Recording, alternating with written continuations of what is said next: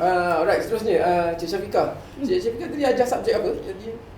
Kalau dekat sini dia sebenarnya food safety, tapi kat sini betul-betul proper nama dia food hygiene and sanitation lah. Food hygiene and sanitation. Boleh tak kongsi sikit subjek tu? Nak sebut saya ni satu subjek Yalah, saya dah biasa sebut kan.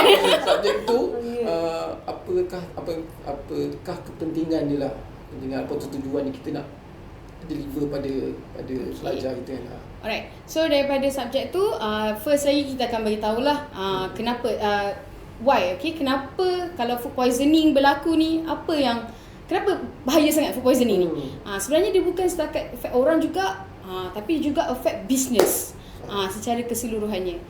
Lepas tu dan kita tengok balik kenapa food ni spoil. Okay, disebabkan apa?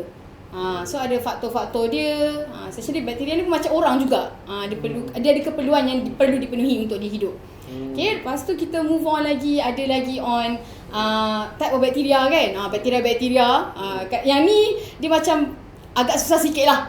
Kalau student yang tak ada background science, selalu dah akan rasa macam apa ni nama pelik, Salmonella, E. coli, tu belum lagi yang Listeria monocytogenes kan. Takut dia dengar.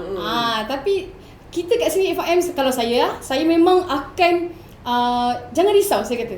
Saya akan bagi saya ajar tu ikut dia orang punya tahap dan juga sebab saya fahamkan dia orang suka macam, kalau saya tengoklah student yang kat sini kan, dia suka, dia orang hebat pada bahagian arts, dia macam seni, macam edit video, berlakon, lukis, dia orang memang TikTok lah bahagian tu. So kita gunakan skill dia orang tu untuk kita kaitkan dengan sains ni.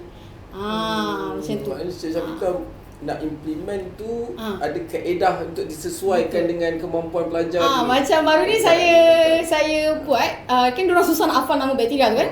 So saya kata, okay, why not awak buat imaginary monster yang berdasarkan bakteria tu.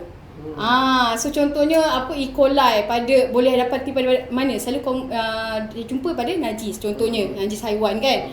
So diorang lukis lah. So saya rasa macam menarik. Diorang pun mudah ingat. E. coli je, bila sebut E. coli je, dalam najis. Benda tu. So jangan risau lah. Kalau nak cakap kat situ, jangan risau. Kalau tak ada background science pun it's okay.